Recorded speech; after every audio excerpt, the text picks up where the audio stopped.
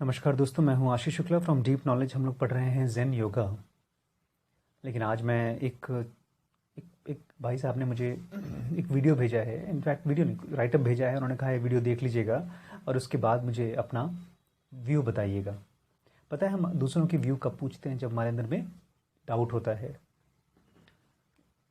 कोई भी चीज़ कितनी भी बेस्वाद हो या कितनी भी स्वादिष्ट हो, हम दूसरों का व्यू नहीं पूछते उसके बारे में, अगर हमने खुद टेस्ट कर लिया हो तो।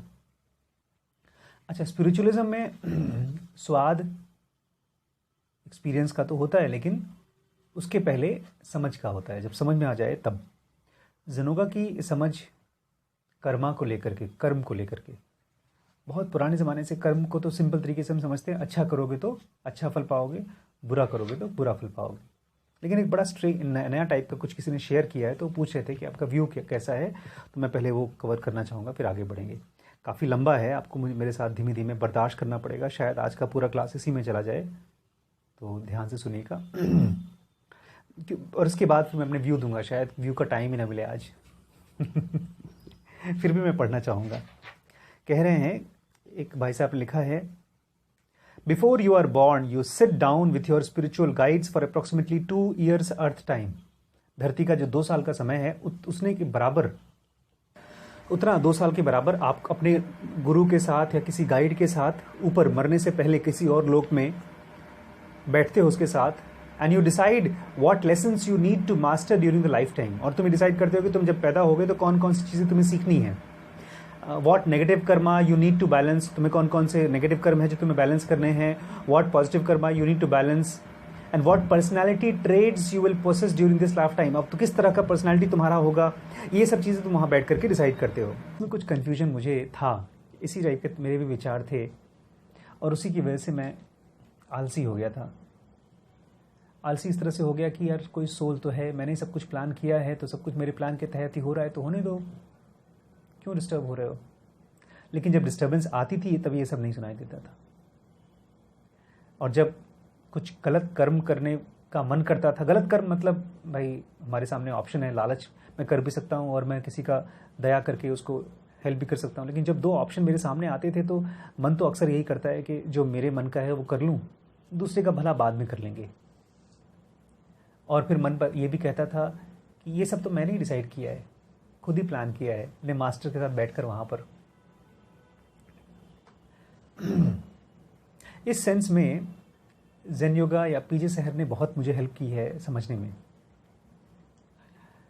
इसमें एक तो कन्फ्यूजन दूर कर दिया है कि जो भी सोल है, जो भी आत्मा है, जो भी डिवाइन फ्रैगमेंट है, वो बहुत पावरफुल है और उसको एनलाइटमेंट की ज़रूरत नहीं है, अकॉर्डिंग टू ज़ेन योगा और पीजे सहर। जो मुझे लगता है कि ये कॉन्सेप्ट मुझे समझ में आता है।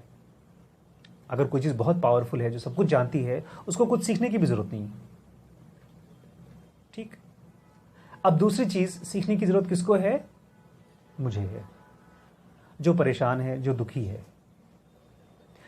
सीखने की ज़रूरत मुझे है, जिसके लाइफ में लालच भी है और कभी कभार भला करने का भी मन करता है।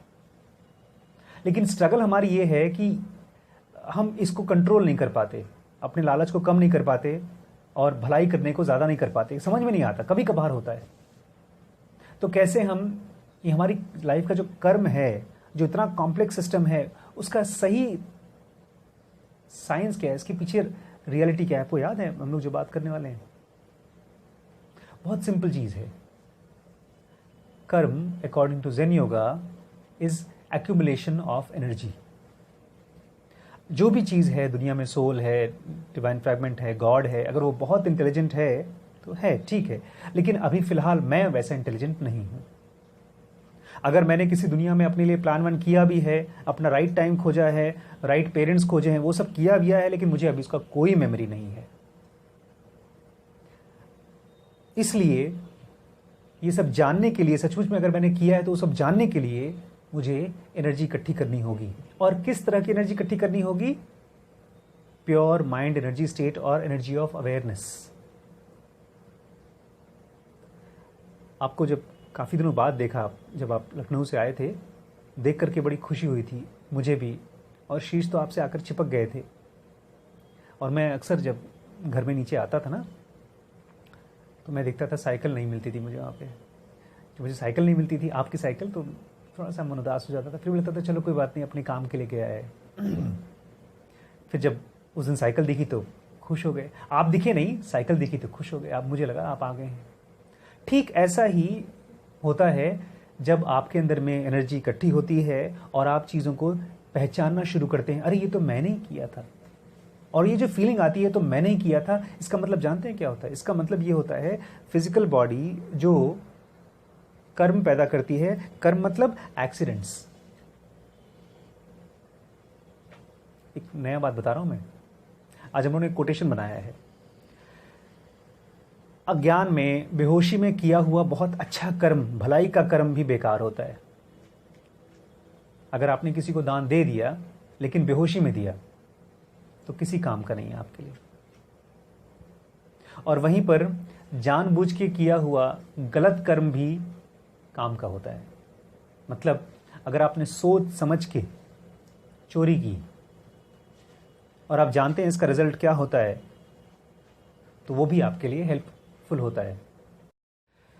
तो बेसिकली जिनुगा कह रही है कि कर्मा मतलब कि आप जब भी कोई काम कर रहे हैं तो क्या उससे आपकी बॉडी में, आपकी लाइफ में, आपकी आंखों में, आपके हाथ वाथ पैरों में सेंसिटिविटी डेवलप हो रही है या नहीं।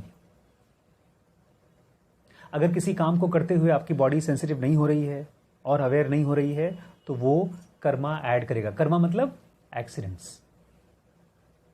और अगर सेंसिटिव होता जा रहा है तो एक्सीडेंट्स कम होते जाएंगे। सिंपल सा, एकदम सिंपल एग्जांपल तो ये है कि आप एक अंधेरे कमरे में जाइए तो आपके पैर किसी न किसी से टकराएंगे, और वहीं पर उजाला बढ़ेगा तो चमत्कार हो जाएगा। आप क्या करेंगे पता है? बेड से और स्टूल से बच के बाहर निकल जाएंगे। यही होता है रियल लाइफ में भी। It is not about right karma, wrong karma. It is not about right people choosing wrong people, right people. It is not about choosing right moment, wrong moment. It is about you are able to see or not. और ये दिखता क्यों नहीं है? क्योंकि हमारे standards बहुत लो हैं, हमारी समझ के स्टैंडर्ड्स बहुत लो हैं, हमारी अपने आप को, अपनी लाइफ को जज करने के स्टैंडर्ड्स बहुत लो हैं। मतलब हमारी लाइफ में अगर थोड़ा बहुत अगर हम बुरा कर रहे हैं तो वो इतना बुरा भी बात नहीं है। अगर हम कुछ गंदे मजाक करते हैं तो उतनी बुरी बात नहीं है। थोड़ी बहुत चोरी कर लेते हैं तो कोई बुरी बात नहीं है। ये बुरी है कि नहीं?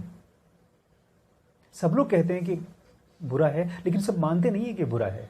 और सब मानते नहीं है तो हम जानते हैं एज इस पूरी सोसाइटी में ये उतना बुरा भी नहीं है। तो हमारा जो बुराई को जानने का जो क्राइटेरिया है वही अटक जाता है। और चूंकि हम जानते नहीं हैं इसलिए हम बार बार उन एक्शंस में गुजरते हैं जो एक्शंस रिपल में हमको रिएक्शंस देते हैं, चोट पहुंचाते हैं। कर्म सिंपल सा कर्म टेक्निक ही, अगर मैं थोड़ा सोचिए, अगर मैंने मान लीजिए दूसरी दुनिया में बैठ करके अपने लिए right time, right parents, right situation, wrong situation, accidents, सब कुछ चूज किया भी हो, तो उससे मेरी लाइफ में क्या एडिशन हो रहा है? अभी ये सब जान करके मुझे क्या फर्क पड़ रहा है? अगर मुझे खाली आलस आ रहा है कि ठीक है सब कुछ मैंने चूज किया है तो होने तो जो हो रहा है, तब तो इस जानकारी का कोई फायदा ही नहीं। लेकिन अगर मैं ये सचमुच में एक्सपीरियंस कर पाऊं, जैसे मैंने आपको देखा और पहचान गया, अरे आ गया, तो वो जब खुशी मिलती है मुझे कि मैंने ये सब किया है, वो बताता है कि मेरा आइडेंटिफिकेशन अपने हायर सेल्फ के साथ हो रहा है जिसने ये सब चूज किया होगा। अगर चूज किया है तो मुझे पता नहीं है। Am I making some sense और नो?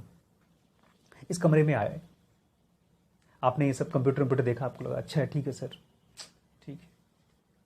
तो मैं बोलता हूँ अरे ध्यान से देखो अनिल, ये कंप्यूटर देखो, वो लैपटॉप देखो, वो बुक्स देखो। बोलो सर ठीक है सर, अच्छी तो है, ठीक है। फिर मैं बोलता हूँ उस पर देखो नीचे लिखा क्या है। तब तक से नीचे आप देखते हैं Anil Jaiswal, belongs to Anil Jaiswal, belongs to Anil Jaiswal. तो आप बोलेंगे अरे सर ये सब मेरा है, और आप खुश हो जाएंगे। जब पहचान होती है किसी चीज की तब उसका यूज होता है। यही बार बार कृष्णमूर्ति बार बार बोलते हैं, रिस्पॉन्स को देखो, रिस्पॉन्स को देखो। और एक पॉइंट ऐसा आता है जब आपकी लाइफ में अवेयरनेस बढ़ता जाता है तब आपका माइंड इतना प्योर होता है, इतनी कि उसमें रिपल्स नहीं होती, रिएक्शंस की रिपल्स नहीं होती। ये सारे जो मोहब्बत, दया, ये सब चीज़ें पता है क्या हैं? रिएक्शंस हैं, बॉडी के रिएक्शंस हैं। और बॉडी क्यों रिएक्ट करती है? क्योंकि बॉडी डरती है, अपने आप को बचाने की कोशिश करती है।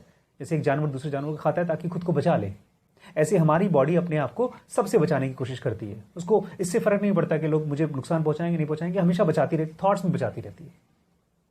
और रिएक्शन में ये जो भी आसपास की रियलिटी है उसको देख ही नहीं पाती, और चूंकि देख नहीं पाती इसीलिए उस रियलिटी को पहचान नहीं पाती।